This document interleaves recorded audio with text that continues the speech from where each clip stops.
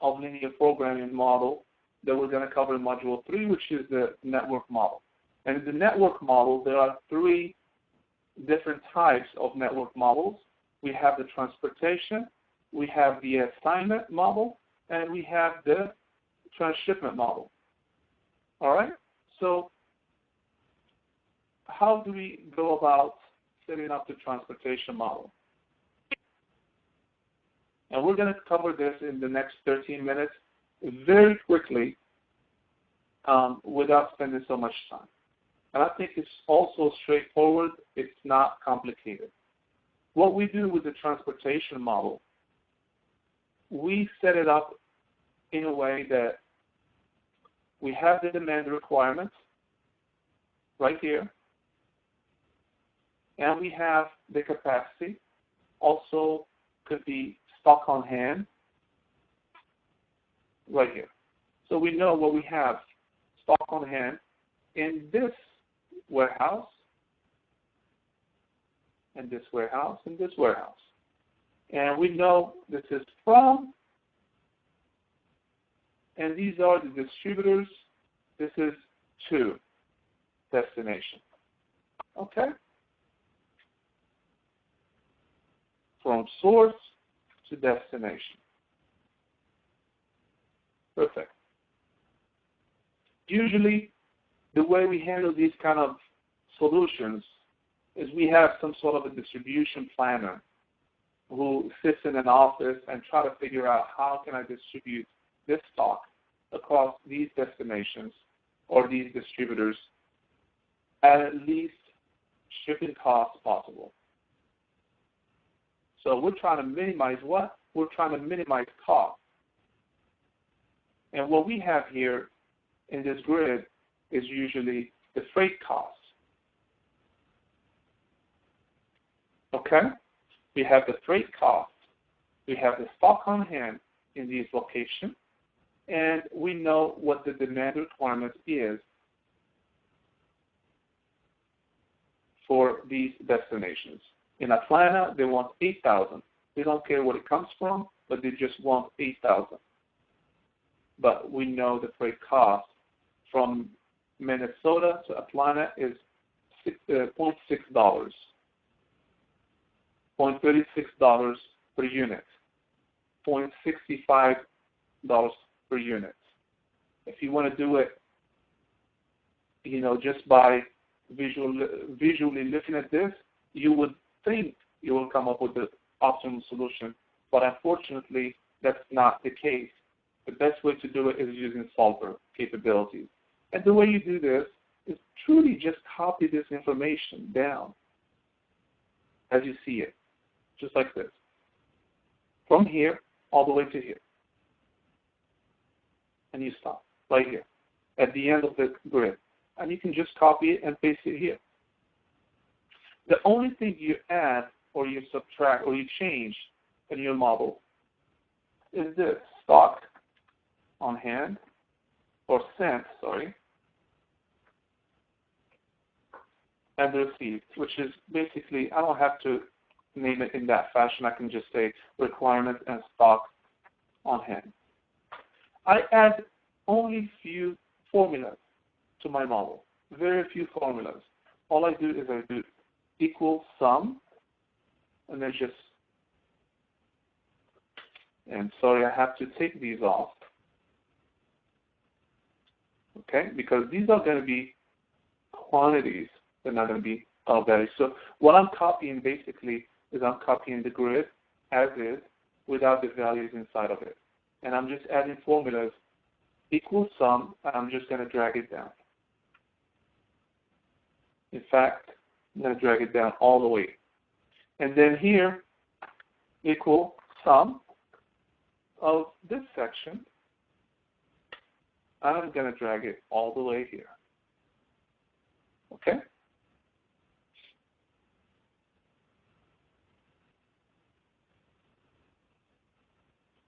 So I don't think I need that at this point. I don't need this value right here. So I'm dragging the information from here down to here. I'm dragging the information from here all the way to the right side. And then for my objective function, it is just the sum product of this grid times dollar values. Of course, I'm talking about cost. I need the quantities times something that has a dollar to it, which is the freight cost. So I'm taking whatever Solver comes up with, multiplied against the shipping cost to figure out what is the total cost for shipping will be. And that's what I'm trying to minimize. So once I have my model set up, I can just go to Data, Solver, and let me delete this stuff. And we'll do it together. All we're doing is, this is my objective function. I'm trying to minimize by changing the values here. And I'm going to add 2 sets of constraints. Okay? The stock on hand has to be, of course, less than or equal to stock on hand here. So whatever cent has to be less than what we have on hand. Otherwise, we're going to have some back orders. So I'm going to do add, and then here, whatever is received has to be greater than or equal to the requirements. And that is how we set up our model. We leave this checked, marked, and then simplex LP, and then we do solve. Solver found a solution, all optimality conditions are satisfied. Click Answer Report and click OK. What we're seeing here is this type of schedule. Let me take the decimals out. I don't think anybody will visually come up with this deployment of these units. And this is the total cost of shipments. Very neat and simple.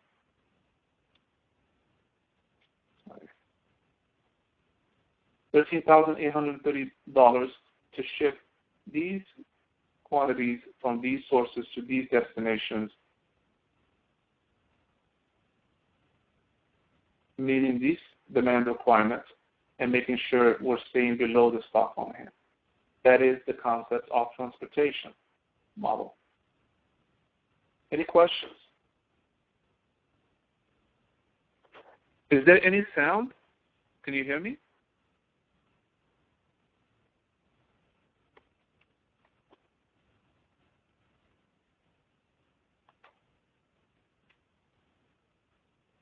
Okay. Good. All right, so let's move on. If you don't have any questions, we can move to the next model, which is the assignment model.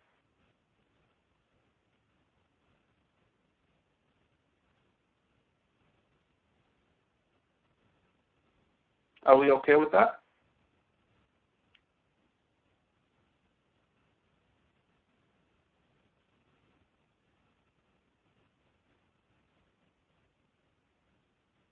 Okay.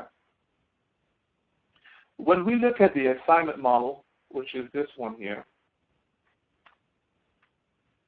there is a slight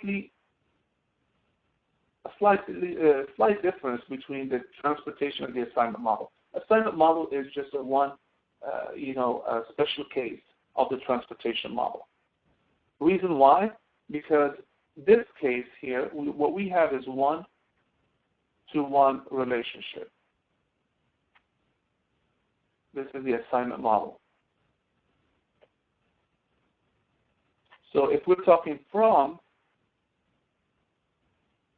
to, we have one-to-one. Okay? If we're talking a task to a programmer, we're assigning one programmer to one task. We're assigning, in this case, one model of cars to one plant. one plant will make one model of cars. Whenever you see this 1-to-1 relationship, you know you're talking assignment model. How is it set up? Well, we know these are the costs to make,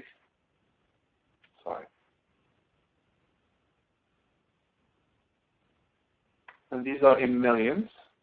I'm just going to leave them as they were before. These are the costs in millions. All the times you'll see costs in the inside the grid, just like we did here with the transportation model. Okay? Let me take this stuff out. So what we know is it's $80 million to make this type of car in this plant A. It's $94 million to make it in plant B because of the overhead, because of the labor, because of the material parts, because of the machineries, because of the process. It takes more to make it in this plant than it does to make it in this plant. Maybe the plant is in California versus this one is in Idaho or Iowa. Much cheaper there. Maybe this one is in New York City. So think about that. And now what you're trying to do is, since we know the cost to make each and every model in all of these plants, now we try to figure out which model is going to be made in which plant in order to come up with the minimal cost possible. Okay? So for that, the formulas are slightly different. What we're doing here, in fact, the formulas are the same. What is different is only one and a single one thing, even the objective function is the same, is when you set up your model, these don't have to be compared to anything but 1. This has to be what? Less than or equal to 1. 1. 1, 1, 1, 1, 1. And these have to be greater than 1.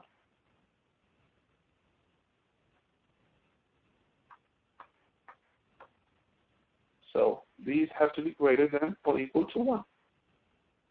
Because we want to make sure that each car is made somewhere in one of these plants. But we also want to make sure that if this plant makes a car, it makes only one car and only one, no more. So this is how it's written in Solver. And I'm just going to show you. I'm going to delete these. I'm going to delete these. I'm just going to set up this from scratch. This is my objective function. These are the decision variables. And I'm going to add one constraint saying this section here has to be less than or equal to this section here. And I click add, and then I go, this section here has to be greater than or equal to this section here. I don't have to write the ones here.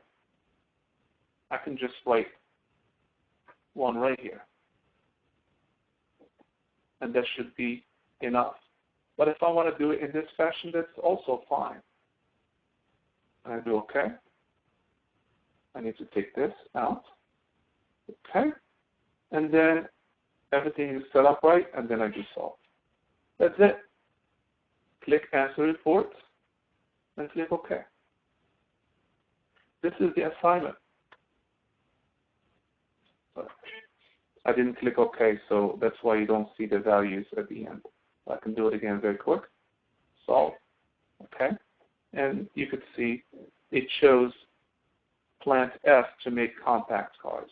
It shows plant B to make coupe and sedan is made in plant A, and so on and so forth, for a total cost of $314 million. So remember, we're dealing with so much money that we need definitely to integrate or incorporate some sort of a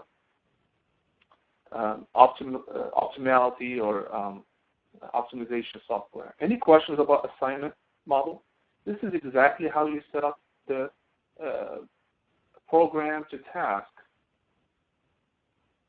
you're just basically changing plant and the type of car or model of the car to something like programmer and task.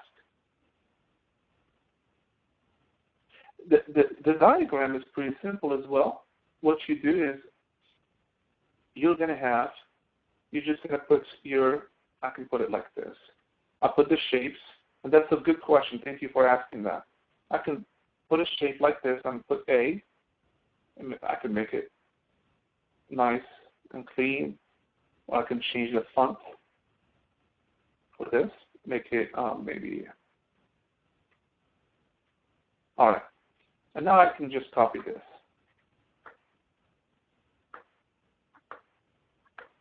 And I know how many plants I have. I do A, B,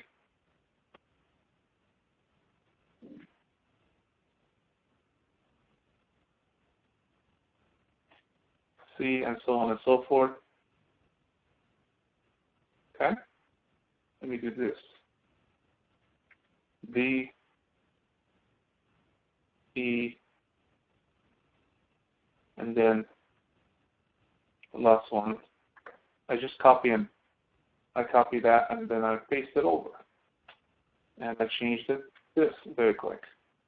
And then on the other side, I just copy this, and I go to the other side, and I put 1. I could do Control V.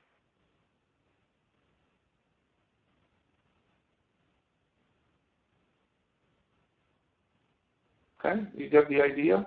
And then if I don't need these, I can just delete them.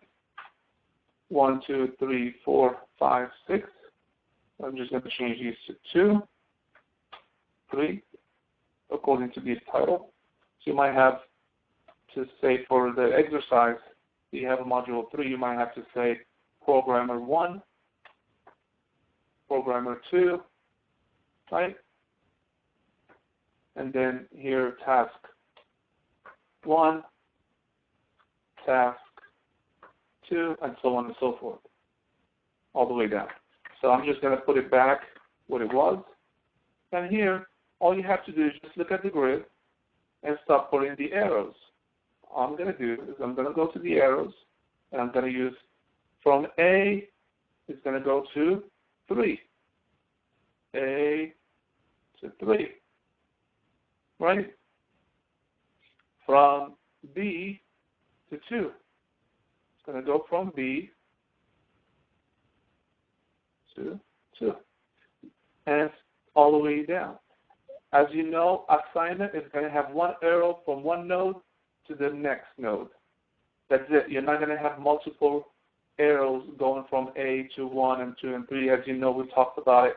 The assignment model is a one-to-one relationship. Okay? So you will work your way through. For C, it's going to 4. Insert, arrow, C to 4. Sorry, I didn't change this one. 4, 5, and 6. And that's it. You continue that path. Pretty simple. Any questions about diagram? For this one here, it's a little bit different. When you're asked to create a diagram for this one, what you have, same thing. I'm going to write MIN, make it somewhat bigger, right? Make it nicer. Once I do one of them, I don't have to create another one. I can just copy and paste. Copy, Control C. Paste is Control V on your keyboard. I can start changing these. Pittsburgh. On. And then on the other side, I'm going to have Atlanta. Okay, and I'm going to do the same thing. Copy, paste, Boston, Chicago, and then Denver.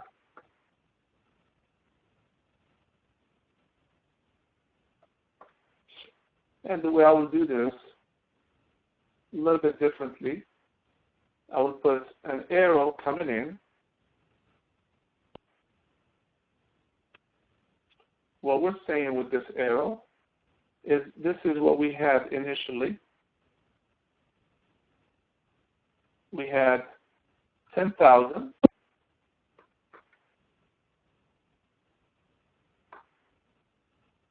Okay? 10,000 coming in from Minnesota. This 10,000 went to Chicago.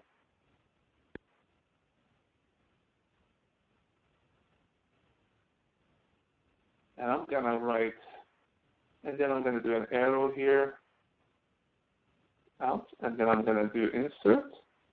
And what I have for Chicago is I sent 10,000 through this arrow from here down to here. And then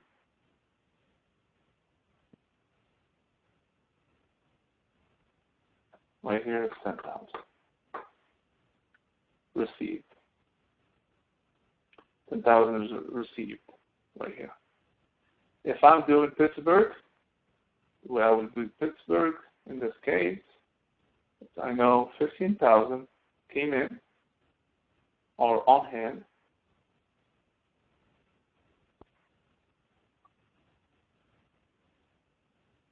Set it right here. And then from Pittsburgh, I do have it going to multiple locations. One is going to Atlanta, and the other one is going to from Pittsburgh to Boston. I'm going to write the quantities here. 5,000, and the other one is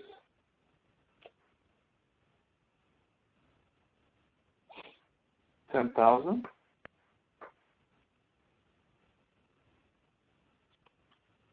Okay. And then if that is the only thing that Boston was going to get, I'm going to draw a line, and this one represents 10,000. Whereas Atlanta is still getting another 3,000 from here. And what I'm going to do is I take, and this value was at 3,000. I can just turn it a little bit, make it nicely clean, and say this is 3,000 going from Tucson to Atlanta. I can include another arrow here, making sure that this is what's coming in on 15,000. You've got the point. This is exactly how you create your diagram. You can do it in Excel. I hate working with Excel. I have Visio, so that's what I like to use. And then once you're done, you know what you received for Atlanta was 8,000. So I'm not going to do the rest, showing you two different ways to think about this. Any questions? So you've seen how the diagram is done for the transportation model. You've seen it how it's done for the assignment model. Okay? Good. Last but not least is the transshipment.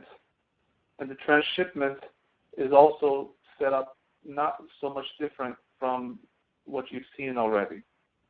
And what we're seeing here is this example from these plants to these distributions, and from these distributions to these warehouses. What we do with the transshipment is it's like you have a transportation model and another transportation model, because it's going from a set of nodes to a set of nodes to a set of nodes, and that's why it's transshipment. And most of you are familiar with transshipment.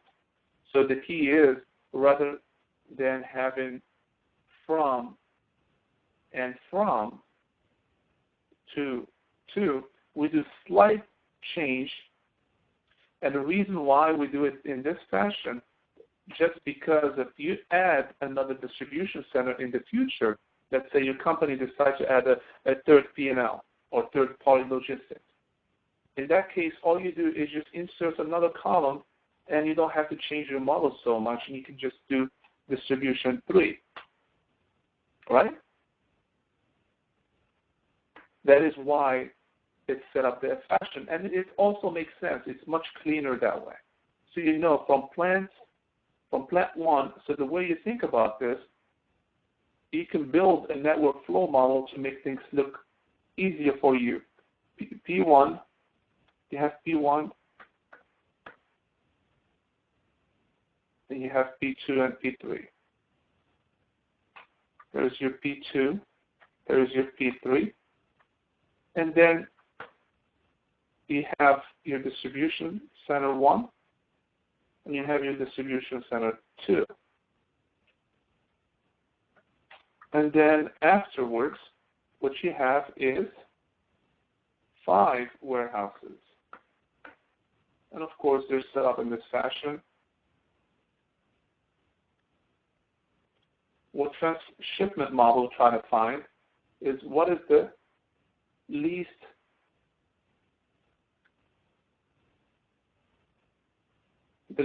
cost for shipping possible that you can find to ship from these plants to these warehouses through these distributions. That is the question or the business case that you have in this case, which is much closer to reality when you're working for a company that is global company. That is pretty much what you deal with most of the times. So these warehouses could be markets. Think about that.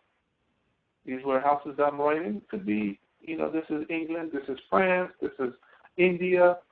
So think about that. You can change this quickly, easily. And these are distributions. There could be one in Kansas, one in Texas, or one in Chicago, one in Alabama. And these are the ones that distribute product to these markets, and this one distribute products to these markets. Think about that. And you have these plants, one in Iowa, one in New England, and one in, let's say, Chicago. And you try to figure out how you're going to send product that you have on hand. In plant 1, you have 2,400. Plant 2, you have 2,750. Plant 3, you have 2,500. And what you know is these warehouses or these markets are wanting to get these quantities: 1,250, 1,000, 1,600, 1,750, and 1,500. And you know the cost to ship from plant 1 to B1, from plant 1 to B1, it costs you $1.36 per unit. And from plant 2 to B1, plant 2 to B1, it costs you $1.28. And then from D1 to W1, it costs you 60 cents. From here to here, it costs you 60 cents. From here to here, it costs you 36 cents. From here to here, it costs you 32 cents, so on and so forth. Well, the best way to set this up, same as you see it here. You just build an array or a grid, same size, a grid, same size. You have a set of formulas, sum, just like you've done in transportation. And then sum of these, just like we did with transportation. Same thing here. Nothing is different. And you're not going to have any sum function here at the bottom for the second stage. All you have to do is cost for the first stage, cost for the second stage. So the cost is taking this, multiplied by this, just like you're doing a transportation model here, and the transportation model here, and this one is going to be the sum of the two. That's it. When you look at the solver setup,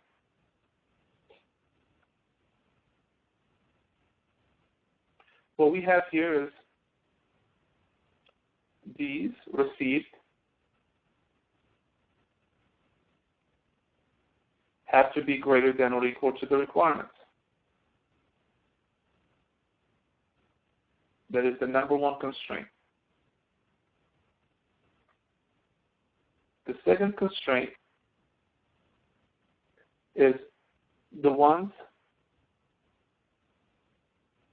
that are received here for the first stage have to be equal to the ones that are sent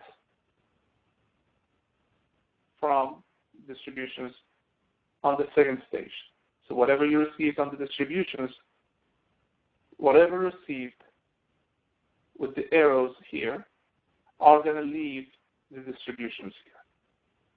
So what we're doing,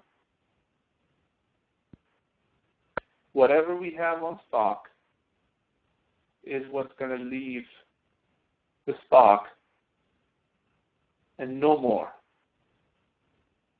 Whatever is received is what's going to leave the distribution. No more. And then the last one is whatever is sent is what we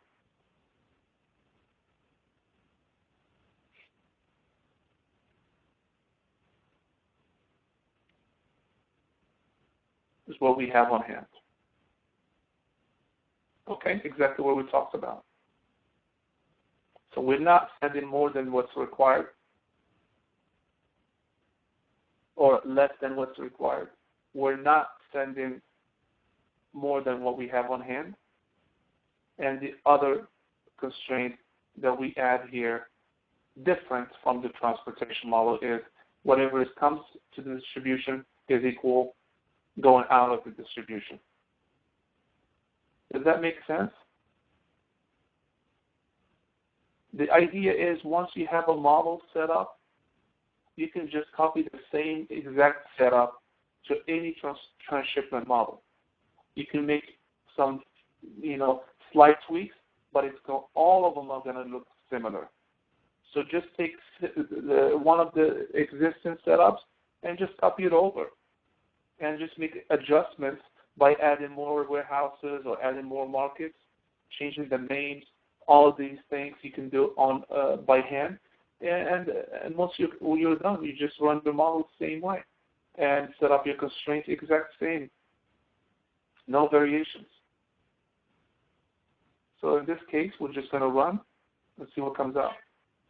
Now the solution, click Answer Report, click OK, and you see how it's been distributed. This is what's coming from Plant 1 to D1, or Distribution Center 1, 1100. And the rest of it, what we have on hand, went to Distribution 2. All of the amounts went from Plant 2 to Distribution 1. None went to the Distribution 2. And then Plant 3, all of it went to Distribution 2, and you can see the amount that went there. And now, from these distributions, how we're distributing to these warehouses or these markets?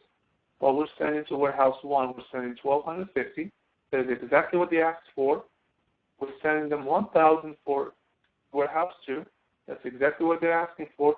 But all of these have been sent from Distribution 1. Distribution 1 took care of all of these three. Distribution 2 took care of all of these two, for a cost of $12,849. Took less than 2 seconds to set up. Any questions?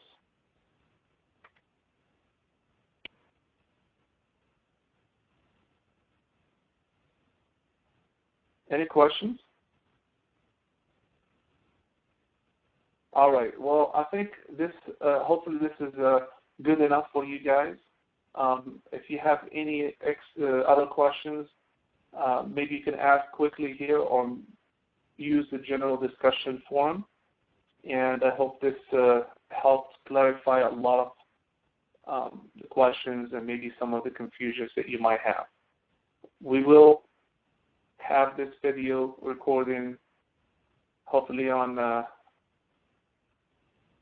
Blackboard, general discussion, as well as the announcement page. Please review and let me know if you still have any further questions I can clarify.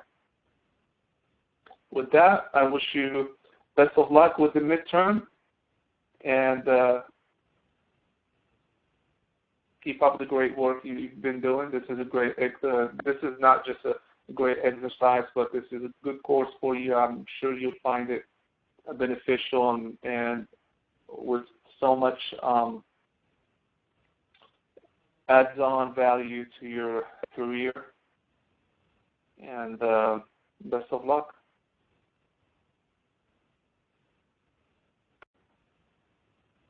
All right, have a good weekend, everyone. If no questions, I'm going to drop, and you all have a good night and a good weekend.